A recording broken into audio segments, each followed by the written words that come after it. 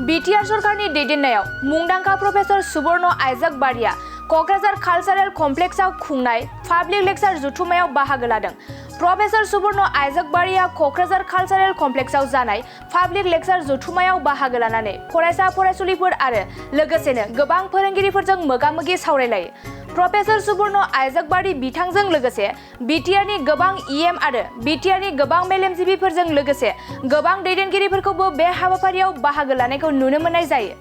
BTR सरकारनि दैदेननायाव बे पाब्लिक लेक्चार हाबाफारियाव प्रोफेसर सुबर्ण आइजाक बारिया बाहागो लानानै फरायसा फरायसुलिफोर आरो गोबां मेलेमजिबि सुबुंफोरजों गोबां बाथ्राखौ मोगा-मोगि सावरायलायनायखौ बे समाव नुनो मोननाय जायो। बिथां प्रोफेसर सुबर्ण आइजाक बारिया बे हाबाफारियाव बाहागो लानानै खौरांगिरिफोरनि सिगाङाव मा बाथ्रा बुंखो आबुङै मिथिनानै लानि फै। It was a great experience. All the students are very knowledgeable, very amiable, and I hope to come back here again. Then this program was organized for the development of physics and mathematics. How do you express about that? It's wonderful that the BTC is focusing on something so important. Any advice for this region students, youths, how to learn mathematics and physics?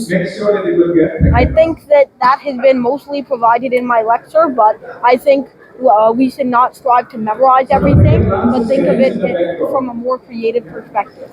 So today you have interacted with many school students like you. How do you feel?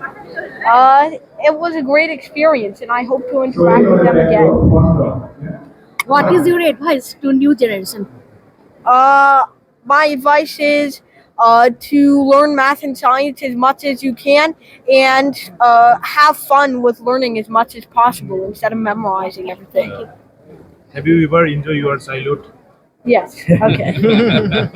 Like other childs? Yeah. I enjoy childhood in my own way. Okay, I have a flight very soon.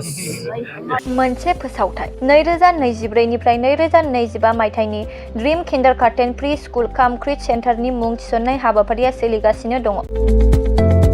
Kokrajhar सहरनि साखाथियाव थानाय एबा देबोरगाव बड'लेण्ड मुलुगसोलोंसालिजों नांजाबनाय गियानपुरियाव गोदानै dream kindergarten pre school काम क्रिट centre बेखेवदों। जायफोर बिमा-बिफाफोरा सानसेथोलो गाव-गावनि उन्दै गथ'फोरखौ नोजोर खालामस्लाबनो हाया एबा साख्रि-बाख्रिफोराव बेस्थ' जानानै थायो, बैसोर बिमा-बिफाफोरा गावनि उन्दै गथ'फोरखौ गियान होनायजों लोगोसे 2 बोसोरनिफ्राय 5 बोसोरनि गथ'फोरखौ बे ड्रीम किन्डारगार्टेन प्रि स्कुल काम क्रिट सेन्टाराव सोलोंथाइ होनो हागोन।